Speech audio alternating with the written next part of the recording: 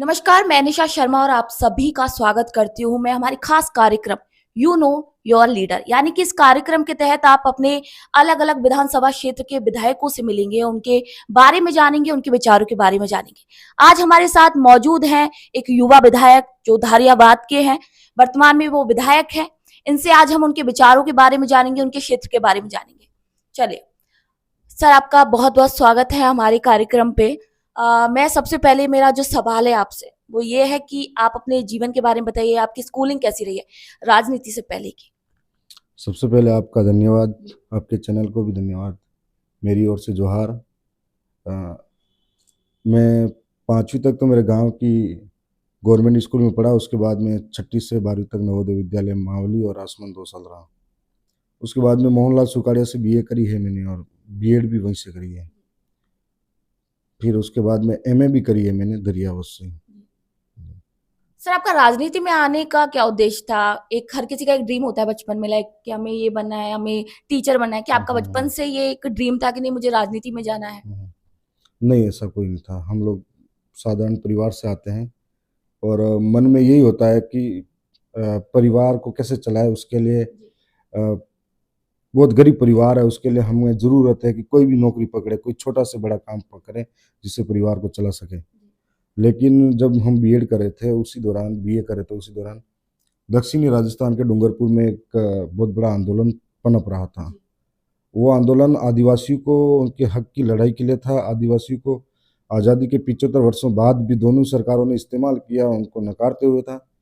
वो एक बड़ा आंदोलन था जो आदिवासियों के स्वाभिमान के लिए था।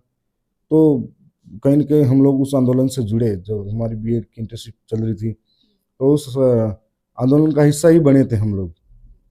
तो हमें जब समझ में आया कि वास्तव में सरकारों ने हमारे साथ बहुत बड़ा धोखा किया, वो इसी प्रकार से फिर लगा कि हमारे लोग, जो हम लोग कहते हैं कि 5 जनवरी 2011 मार्केंड काटजू का जो एक जा कैलाश बनाम महाराष्ट्र सुप्रीम कोर्ट का जजमेंट है, वो कहता है कि हम इस देश के मूल मालिक हैं। जब इस देश का नाम भारत नहीं पड़ा था, जब इस देश का नाम इस देश के अंदर कोई रहता नहीं था, उस टाइम से आदिवासी इस देश का वारिस है। और तो जब मालिक आदिवासी है, यूँ कहते हैं, तो फिर मालिक की हालत भिखारी जैसे कैसे बन गई। तो ऐसे में हम लोग उस मूवमेंट के साथ जुड़े, तो मुझे भी लगा कि हमारे क्षेत्र के अंदर भी आज़ादी के 75 वर्षों बाद भी कोई समस्याओं का समाधान नहीं हुआ। आज भी कई गांव शिक्षा से वंचित हैं, आज भी कई गांव सड़कों से वंचित हैं, पानी से वंचित हैं, मूलभूत सुविधाओं के लिए तरस रहे हैं। तो हमें लगा हमको इस मूवमेंट में साथ रहना चाहिए। साथ रहे, पर ये नहीं था कि विधायक बन जाएंगे। अब समय के साथ में क्षेत्र की जनता ने इधर रुख किया और वक्त के साथ हम लोग भी उसमें जुड़ते गए और विधायक बन गए आज। अभी आपने पानी, बिजली की समस्या के बारे में बात की, तो आपके क्षेत्र के बारे में मैं पूछना चाहूँगी। तो आपके क्षेत्र में इन चीज़ों को लेकर के क्या स्थिति है फिलहाल? मेरे विधानसभा के अंदर कई गांव ऐसे भी हैं जहां आज भी आज़ादी के बाद नेटवर्क नहीं आता। वहां पर उनको बहुत सारी मूलभूत सुविधाओं का अभाव है। हॉस्पिटल खंडहर बने हुए हैं, तो कोई जा रहा है कि नहीं जा रहा है उसका पता नहीं लग पाता है, क्योंकि नेटवर्क आता नहीं है। कई ऐसी जगह भी है जहाँ पर स्कूलें जर्जर हैं। ऐसी अवस्था है कि अंदर बैठेगा तो आदमी ये सोचेगा कि कभी भी ऊपर गिर सकता है, ज़िंदगी मौत का खेल है। तो ऐसे में कई लोग पेड़ों के नीचे भी पढ़ाते हैं, कोई ऐसे लकड़ियों का बनाकर भी पढ़ा रहे हैं। तो इस स्थिति की शिक्षा व्यवस्था है जहाँ पर 80% शिक्षक व्याख्याताओं की कमी है। और वो जब देश का निर्माण करने वाला शिक्षक उस आदिवासी अंचल का भविष्य निर्माण करेगा, तो वो ही अगर मौजूद नहीं है तो स्कूलों की अवस्था क्या हो सकती है। साथ में आप पानी की बात करें तो अभी पानी की सुविधाएं कई इलाकों में ऐसा है, हमारे पास जाखम का नदी का पानी है, कुएं हैं, लेकिन हैंडपम्प वगैरह ये बहुत कमी रहती है। तो कई इलाकों में तो ये भी रहता है कि पानी के लिए 1-2 किलोमीटर तक चलना भी पड़ता है। अभी जैसे बारिश का वक्त आ रहा है, तो कई इलाके ऐसे हैं जो गाँवों में, थोड़ा पहाड़ों में रहने वाले लोग हैं, तो बारिश ज़्यादा आए तो पुलिया वगैरह या फिर बने हुए नहीं है, तो पानी ऊपर तक जाता है, तो उन लोगों को कोई बीमार भी हो जाता है, उनको उस पुलिया को पार करने के लिए भी सोचना पड़ेगा कि पानी नीचे उतरेगा तब जा पाऊंगा। बाजार तक सामान लेने के लिए भी जाना पड़े तो वो ये सोचना पड़ता है। तो कुछ गांव आज भी ऐसे वंचित हैं। ये स्थिति विधानसभा के अंदर है। वन विभाग का वन विभाग के अंदर लोग रह रहे हैं। भारत के वन विभाग के कानून बाद में बने, वो उससे भी पहले रह रहे हैं, लेकिन फिर भी उसे रोज प्रताड़ित किया जाता है लोगों को। ये स्थिति बनी हुई है। अभी आपने नेटवर्क को लेकर के बात कही थी कि नेटवर्क भी कई क्षेत्र हैं जहाँ पर नहीं पहुंच पाता है। तो अगर नेटवर्क अगर प्रॉपर तरीके से लोगों तक नहीं पहुंच पाता है, तो जो योजनाएं सरकार की तरफ से चल रही है वो लोगों तक कैसे पहुंच पाती है? नहीं पहुंच पाती धरातल तक। बहुत सारी योजना पहुंच नहीं पाने का कारण एक और है, विभागीय लोगों में शिथिलता होती है कि वो इतना इंटरेस्ट नहीं लेते हैं। बस नौकरी है, कर रहे हैं। तो कुछ लोग जो इंटरेस्ट लेके काम करते हैं, और अगर सारे लोग मिलकर इंटरेस्ट लेके काम करें तो धरातल पर योजना पहुंच सकती है। एक अकेला व्यक्ति को भी पहुंचा नहीं सकता सरकार की योजना, मैं भी नहीं पहुंचा सकता। लेकिन सारे लोग मिल जाते हैं, उनके कार्मिक मिल जाते हैं, तो तरीके से अगर करे मेंटेन तो पब्लिक तक योजना पहुंच सकती है। बहुत सारे कार्मिकों को मालूम ही नहीं योजना कौन कौन सी उनके विभाग की। ये स्थिति रहती है, ये पूरे प्रदेश की स्थिति है कि बहुत सारे कर्मी को उनके विभाग की जानकारियां रखते ही नहीं है, या इंटरेस्ट लेकर लोगों तक जाते नहीं है। अभी आपने बोला कि विभागों के बारे में कि काफी विभाग ऐसे हैं जो अपना काम नहीं कर पाते हैं, तो इसको क्या हम भ्रष्टाचार से जोड़ सकते हैं कि काफी लोग हैं जो भ्रष्टाचार की तरफ भी अग्रसर हो रहे हैं, तो उस वजह से भी कहीं ना कहीं जो योजना है वो धरातल तक नहीं पहुंच पा रही है? भ्रष्टाचार तो किसके नस नस में सबके भरा हुआ है।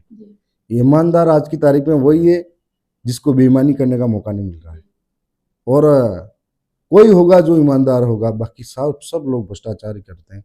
पूरे प्रदेश में भी है। एक छोटे से कागज के लिए पहले पैसे मांगेंगे, फिर काम करेंगे। और ये हमारे इलाके में है, बहुत है, कहने की बात नहीं। थानों में बहुत है, हर विभाग में बहुत है। थावर जी, आप आदिवासी क्षेत्र से आते हैं, तो वहां का हम आपसे संस्कृति जो रहन सहन है उसके बारे में थोड़ा जानना चाहेंगे। हमारी संस्कृति, भाषा, रीति रिवाज, ये परंपराएं, ये दूसरों से अलग हैं, और यही हमको खास बनाती है, इस पूरे देश को खूबसूरत बनाती है कि आदिवासियों की संस्कृति, बोली, भाषा, हम पुरखाई व्यवस्था को मानते हैं, हम प्रकृति को मानते हैं, प्रकृति की पूजा करते हैं। और हम पेड़ों को मानते हैं, हमारे पुरखे जो चले जाते हैं इस दुनिया से, उनको मानते हैं। ये हमारी व्यवस्था है। आपने अभी बोला कि जो वन्य जीव हैं, जो प्रकृति है, वही आपका हम्म। भगवान है, तो आप उनको बचाने के लिए क्या कुछ प्रयास कर रहे हैं? वन्य जीव को बचाने के लिए हमारा प्रयास तो हमेशा रहा है, पेड़ों की रक्षा हम करते हैं।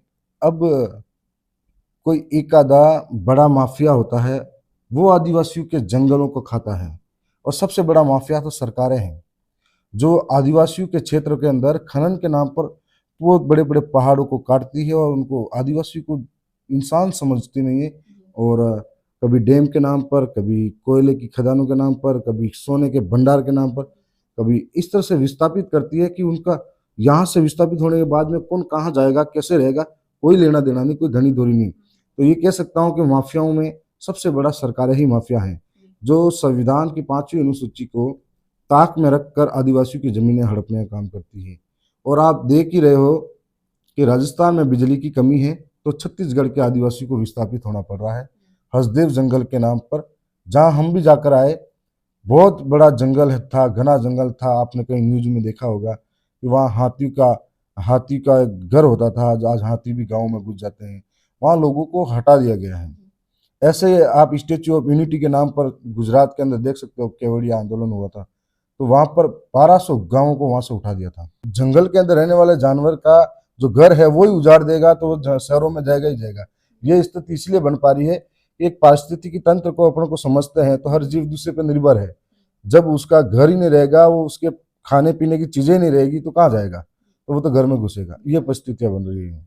मेरा आपसे एक सवाल है थावर जी कि आप भील प्रदेश को लेकर के काफी समय से आवाज उठा रहे हैं, आप मांग कर रहे हैं, उसका विजन क्या है? कि आपको लगता है कि अगर अलग राज्य बनता है तो उससे लोगों को मूलभूत जो सुविधाएं हैं उनको मिलेंगी?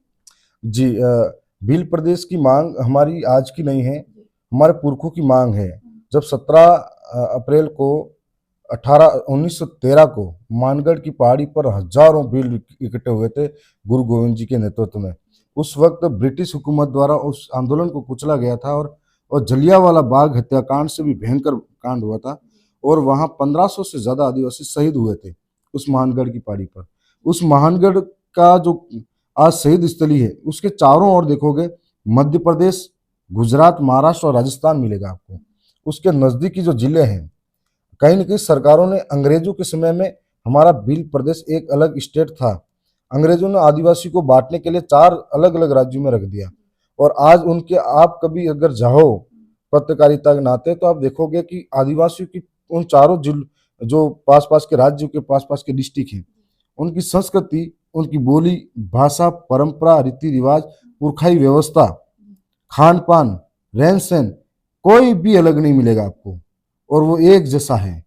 और जब एक जैसी संस्कृति है, बोली, भाषा, परंपरा है, यहाँ तक उस मानगढ़ के आसपास के जो लोग हैं, एक दूसरे का इधर से उधर रिश्तेदारी भी है।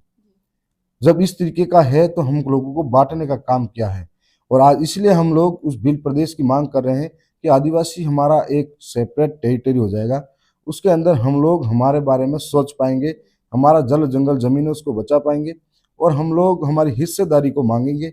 हमारे को मिले हुए संवैधानिक अधिकार 5वीं अनुसूची उसको हम धरातल पर लागू करवाएंगे।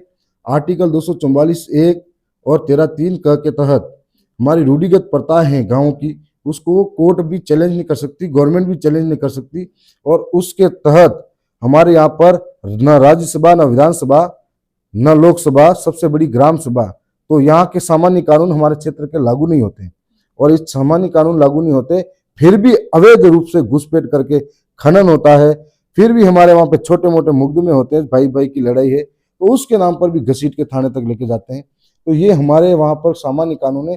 रूढ़ी प्रथा के अंदर गांव का मुखिया जहां हमारे गांव की व्यवस्था के अंदर बिना उन व्यवस्था को इजाजत के हमारे यहाँ पर न थानेदार, न एसपी, न कलेक्टर पांव रख सकता है। इतने बड़े कानून हमारे पास हैं। हमारे दूसरी हमारी बात करना चाहे तो आज हमको अनदेखा किया गया इतिहास के अंदर, हमारे इतिहास के अंदर हमको जगह नहीं मिली क्योंकि हमारे कई पुरखे थे जिन्होंने शहीद हमारे इस देश के लिए अंग्रेजों से लड़े, मुगलों से लड़े, हर एक से लड़े, जो लोग इस देश के ऊपर आक्रमण करते आए। और साथ में आप देखो जब मेवाड़ का इतना बड़ा इतिहास का नाम आता है तो इतिहास किसी से छुपा नहीं है कि ये मेवाड़ का इतिहास इसलिए ज्यादा बड़ा है या महाराणा प्रताप महाराणा इसलिए बने क्योंकि उनके साथ भील खड़े थे, राणा कुंजा खड़े थे, लेकिन उनको इतिहास में कोई जगह नहीं मिली। तो हम लोग चाहते हैं कि हमारा इतिहास में जगह मिले, हमारे जगह जगह शहीदों के स्मारक हो और वो हमको गौरवान्वित महसूस कर सके, हमारी बोली भाषा संस्कृति को संरक्षण मिले। हम लोग ये चाहते हैं कि हमारे वहाँ पर जो महुआ है, तेंदू है, ये हमारे आदिवासियों का आजीविका उपार्जन है जिसके माध्यम से हम अपनी आजीविका चला सकते हैं, लेकिन उस पर भी सरकार ने बैन लगा दिया। तो महुआ है, इसका पेटेंट होना चाहिए, उसके माध्यम से हम लोग हमारे आजीविका कर सके। और साथ में 5वीं अनुसूचित क्षेत्र के अंदर अगर हम लोग भील प्रदेश बनाते हैं तो हम लोग हमारी जमीनों को बचा पाएंगे, हमारे लोगों को बचा पाएंगे। जो आज सरकारें विकास के नाम पर विनाश कर रही है हमारे साथ, उसको रोक पाएंगे हम लोग। अभी आपने एक महुआ नाम से एक नाम लिया था, हमारे दर्शक काफी ऐसे हैं जो नहीं जानते, तो उसके बारे में आप थोड़ा उनको बताइए। महुआ एक पेड़ होता है और उसके कई उपयोग होते हैं। सबसे पहले जब वो बड़ा होता है तो वो उसके फल लगने से पहले ऐसा हमारी लोकल लैंग्वेज में उसको कहते हैं डोलमा, और उसको लोग पका के भी खाते हैं और उसको लोग महुए के उसको तेल के लिए भी इस्तेमाल करते हैं जो बहुत शुद्ध होता है। और फिर महुए को हम लोग सुखा के कभी रोटियां भी बनाते हैं, वो ढेकले टाइप बनाते हैं, और साथ में महुए की शराब भी बनती है। और इस भारत के अंदर ही नहीं विश्व के अंदर जितनी भी शराबें मिलती है वो नकली हो सकती है। महुए की शराब जीवन के लिए भी कभी कभी कोई लेता है तो उसके लिए हानिकारक होती है कहते हैं। अब मैं आपसे बात करूंगी कि बीजेपी और कांग्रेस के बीच आप एक उम्मीदवार उतरे थे, जो कि पहली बार आप चुनाव लड़ रहे थे, वो फेस कैसा था, क्या क्या चुनौतियां आई थी, और आपने 2 बड़े बड़े दिग्गजों को हराकर आप विधानसभा में उतरे, आप पहली बार विधायक बने, क्या चुनौतियां आपने फेस की थी? सबसे पहले तो मैं 2 साल पहले और चुनाव लड़ा था, उपचुनाव लड़ा था। वहाँ के माननीय विधायक गौतम जी थे जो कोरोना के समय एक्सपायर हो गए थे। तो हमारी एक अलग व्यवस्था है, प्रणाली है जिसको हम आदिवासी जनप्रतिनिधि संरक्षण प्रणाली कहते हैं। उसके तहत हम लोगों को कांग्रेस बीजेपी की तरह यहाँ तो पैसा देकर या फिर हाईकमान के पैरों में जाकर गिर के टिकट नहीं लानी पड़ती। हमको किसी के साथ में इस तरह से हमारे लोग मिलकर तय करते हैं कि हम में से कौन चुनाव लड़ेगा, बेहतर कौन है। तो इसी तरीके से हमारे इलाके के अंदर भी सारे कार्यकर्ता जब इकट्ठे होते हैं तो उसमें एक राय बनती है और अधिकतम सहमति जिसके साथ होती है उसको चुनाव लड़ाते हैं। तो मुझे भी सिलेक्शन प्रणाली के तहत चयन किया था और उसी का हिस्सा मैं हूँ। तो तो एक इससे ये होता है कि उस कार्यकर्ता को अवसर मिलता है कि मैंने कैंडिडेट चुना, और सबसे बड़ी बात यह है कि क्षेत्र के अंदर रहने वाले कार्यकर्ता को अवसर मिलेगा कि मेरा कैंडिडेट कैसा होना चाहिए, उसका चरित्र कैसा होना चाहिए, लोगों के बीच में रहेगा न रहेगा, काम करेगा या न करेगा, और अच्छा है या बुरा है वो वहाँ के लोग जानते हैं। क्या यहाँ जयपुर में बैठे लोग थोड़ी जानते हैं, या दिल्ली में बैठने वाला थोड़ी जानता। तो इसीलिए उनको मौका मिलता है, तो उनके अंदर एक जुनून होता है कि हमने सिलेक्ट किया व्यक्ति है तो हमको ही काम करना है। तो एक बोनस हमारा वो रहता है कि हमारे कार्यकर्ता हमारे लिए जी जान लगा देते हैं। दूसरी ओर जब इस आम चुनाव के अंदर जब मैं चुनाव लड़ा तो बीजेपी कांग्रेस के पास पहला तो अनुभव था, हम लोग नए हैं, लेकिन हमारे पास जुनून था, जोश था, और इन्होंने कई सालों से कोई काम नहीं किया। ये सिर्फ लोगों को अपने पैसों के दम पर बलबूते बेवकूफ बनाते हैं और चुनाव के समय गिरगिट की तरह रंग बदल के दौड़ के निकल जाते हैं। हम लोग हमेशा 24 घंटा जनता के बीच में रहते हैं, धरातल पे उनकी छोटी से छोटी समस्या पर उनके साथ खड़े होते हैं। ये चीजें सब देखते हैं और सब समझते हैं, इसलिए हमारे को समर्थन करते हैं। तो हमारे चुनाव के से पहले ये चुनाव में खूब पैसा बांटना, दारू बांटना, शराब बांटना, जो प्रलोभन की चीजें हैं सारी करना, बड़े बड़े होर्डिंग पोस्टर सब, तो जिसके पास पैसा था उसने बांटा, मेरे पास कुछ नहीं था। मेरे कार्यकर्ता अपने पैसों से पेट्रोल डलवा के या फिर अलग पैदल पैदल भी प्रचार करते। गांव के लोगों ने न मुझे पैसा मांगा, न दारू मांगा, कुछ नहीं मांगा, बस एक ही चीज मांगी कि जीतो तो 5 साल हमारे बीच में रहना। और आज वही है कि मैं कोशिश करता हूँ सदन के अंदर भी, गाँव में भी, घर पे भी, हर जगह हम लोग 24 घंटे साथ रहते हैं। विधायक बनकर नहीं, उनके एक ऐसा बनकर रहते हैं जो पहले थे, बस उनके लिए हेल्प कर सके। तो इसीलिए वो चीजें हम धरातल पे सीधे जुड़े हुए हैं। अभी आपने फैमिली की भी बात की और जनता की भी बात की। इस पे मेरा एक सवाल है कि आप जनता और जो फैमिली है उसके बीच में जो बिजी शेड्यूल होता है उसको कैसे मैनेज करते हैं? फैमिली को भी कैसे समय देते हैं और जनता के लिए तो आप समर्पित ही रहते हैं? जी, एक मुश्किल काम होता है कि परिवार को समय देना, क्योंकि जब से हम इस मूवमेंट के अंदर आए तो हमें पता ही नहीं होता पीछे घर पे कोई बीमार भी है कि नहीं है, परिवार में क्या चल रहा है कि नहीं चल रहा है, इस स्थिति भी होती है। लेकिन कुछ लोग समझते हैं इस बात को तो ठीक है, और घर परिवार भी ये समझता है कि बहुत बड़े विजन के लिए काम चल रहा है। तो फिर भी मेरा एक ये है कि अभी कोई मार्केट में कोई बड़ी ऑफिस वगैरह हम लोग नहीं खोल के रखी है, हम लोग घर पे ही बैठते हैं। जो भी लोग आते हैं घर परिवार की तरह आते हैं, घर परिवार के साथ में समस्याओं का समाधान वहीं बैठ के हैंड टू हैंड करते हैं, तो परिवार के साथ कभी रह लेते हैं। जी। सर, आपने 5 साल बीजेपी का भी कार्यकाल देखा, कांग्रेस का भी कार्यकाल देखा। आपने दोनों के कामों में आपको क्या डिफरेंस लगा, क्या बेहतर लगा? हम्म, दोनों एक ही चट्टे बट्टे के हैं, कान इधर से पकड़ो या इधर से पकड़ो। अभी सदन के अंदर भी आप देखोगे कि विकास के नाम पर ये यहाँ से हमको जनता चुनकर भेजती है, इस राजस्थान की विधानसभा के अंदर हम राजस्थान का भविष्य तय करते हैं, लेकिन चलता क्या है, हिंदू मुस्लिम, गाय गंगा, भारत पाकिस्तान, मोदी राहुल गांधी, ये सदन इसके लिए थोड़ी बना है। हमारे प्रदेश के नौजवानों के साथ रोजगार की क्या स्थिति है, हमारे प्रदेश के यहाँ पर बिजली की व्यवस्था कैसी है, पानी की व्यवस्था कैसी है, मूलभूत आवश्यकता कैसी है, क्या हमारे प्रदेश के हम आगे बढ़ाने के लिए क्या कर सकते हैं, इस पर चर्चा नहीं होती। दोनों ही पार्टियां मिलकर एक दूसरे का आरोप प्रत्यारोप करती हैं, तो एक ही थाली के चट्टे बट्टे हैं, तो इनसे उम्मीद ही नहीं कर सकते हम लोग, इसीलिए। आपने अभी रोजगार की बात कही, तो आज देखें तो रोजगार सबसे बड़ा मुद्दा बना हुआ है भारत के अंदर। तो उसको लेकर आपकी क्या राय है? आप, अगर आपको मौका मिलता है तो आप क्या प्रयास करना चाहेंगे लोगों के लिए?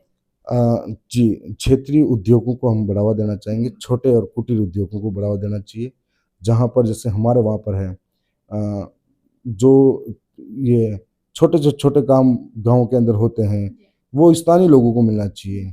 चाहे हमारे वहाँ पर तेंदूपत्ता बीड़ी बना के बहुत इकट्ठा होता है, गन्ने हमारे उधर पैदा होते हैं, गेहूँ हमारे उधर पैदा होते हैं बहुत ज़्यादा, तो हो सकता है उनके लिए आटा मिल लगे, गन्नों के लिए गुड़ मिल लगे, इस तरीके से तेंदू के पत्तों के लिए भी कोई वहीं पे मिल लगे।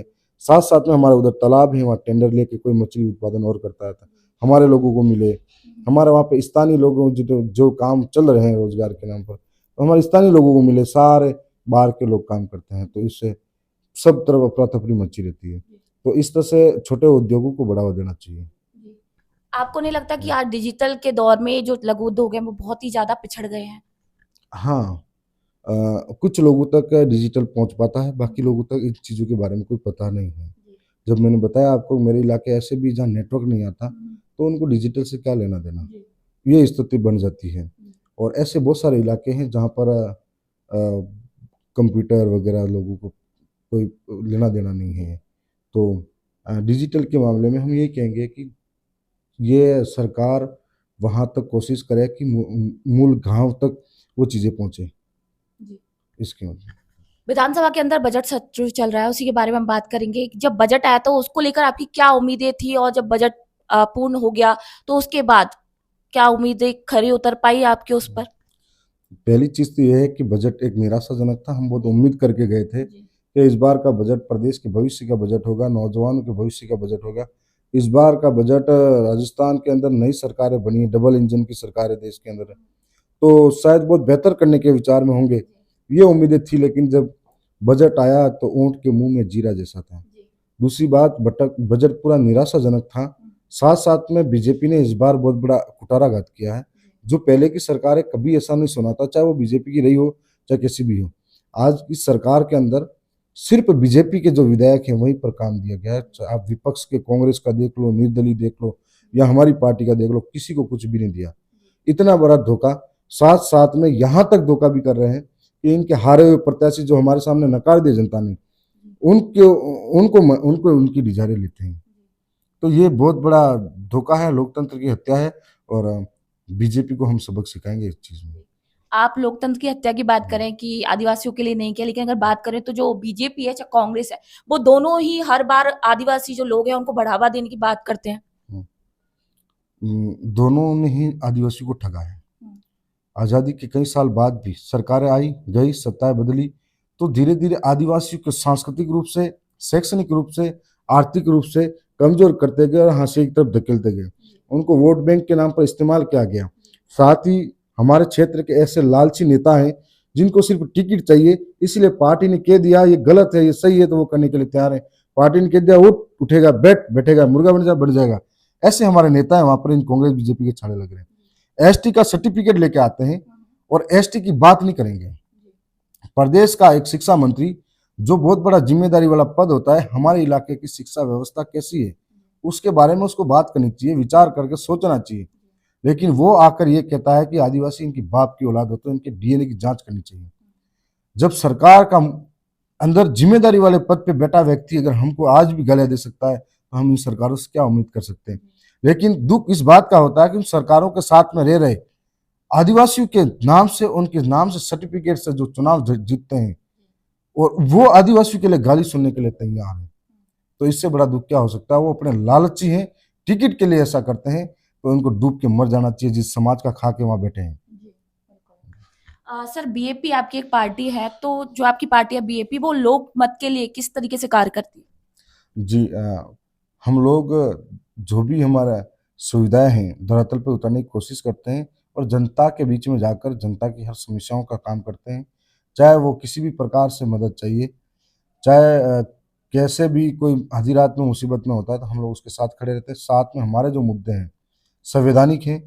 5वीं अनुसूची जो है, उसको हम लोग धरातल पे लागू करवाना चाहते हैं और जो हमारे संरक्षण के लिए भील प्रदेश की माँग है, आरक्षण की विसंगतियाँ हैं, साथ-साथ में हमारी संस्कृति, रीति-रिवाज, बोली, भाषा, परंपरा है, उसके अंदर हम लोगों को आज दूसरों ने, चाहे वो जैन हो, मुस्लिम हो, उन लोगों ने किसी और धर्म को नहीं अपनाया, अपनी परंपराएँ जीवित रखी, तो हमारी परंपराएँ मिश्रित होती जा रही है, दूसरों में मिलती जा रही है, इसलिए हम लोग उसका संरक्षण चाहते हैं। यही भारत आदिवासी पार्टी का मुख्य एजेंडा है। आपके यहाँ पर सूत्रों के मुताबिक पता लगा है कि जो आपके यहाँ पर जो छात्रवृत्ति मिलती है बच्चों को, उसमें भी कुछ भ्रष्टाचार होता है, उसको लेकर आपका क्या कहना है? विगत 3 वर्षों से हुँ, छात्रवृत्ति नहीं आई है।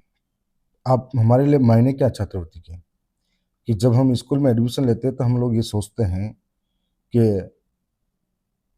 ये फीस अभी भरूँगा, हुँ, तो इसको थोड़े दिन 4 महीने 6 महीने बाद वापस मिलेगी। तो हमारा वहाँ इलाका आर्थिक रूप से सक्षम नहीं है।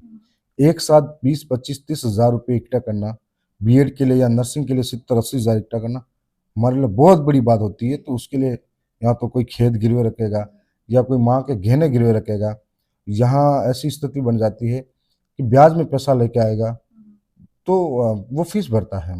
3-4 महीने बाद जब नहीं आती है तो मजबूरी होती है, या तो खेत छोड़ना पड़ता है, गहने भूनने पड़ते हैं, या फिर ब्याज में पैसा ज़्यादा हो जाता है तो व्यक्ति पढ़ाई छोड़ के फिर सीधे बाहर निकलते हैं मजदूरी करने के लिए।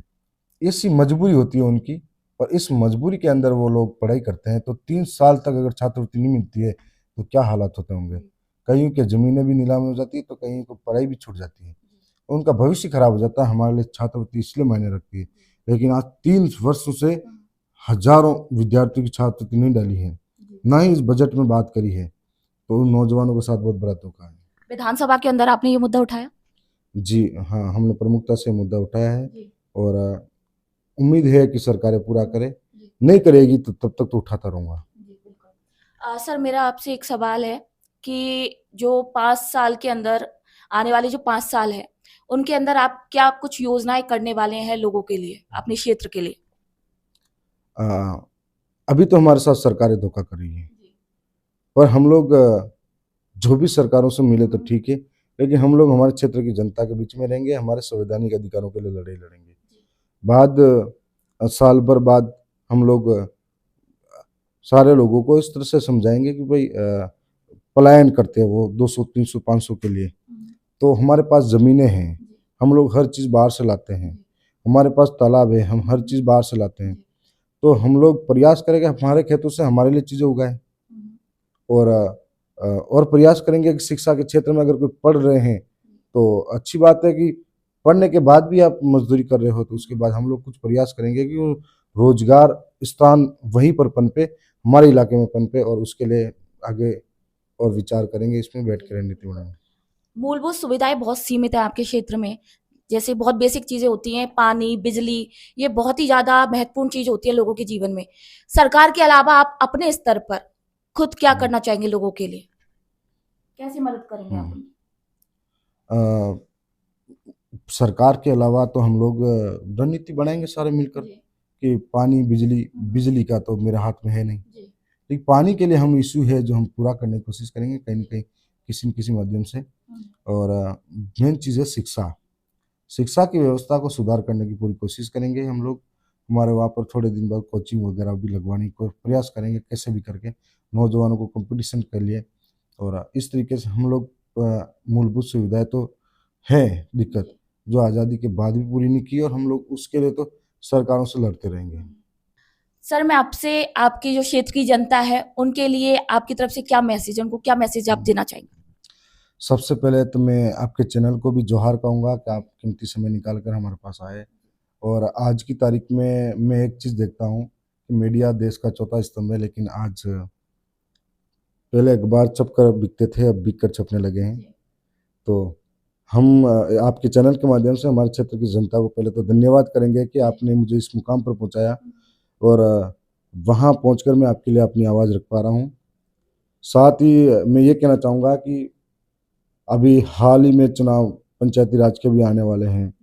पूरी सरकार, सत्ता सब लगी हुई है कि इनके विचारों को कैसे ख़त्म करें, इनके इनके साथ किस तरह से षड्यंत्र करके इनको इनका मनोबल तोड़े, इनके साथ कैसे-कैसे धोखा चल रहा है।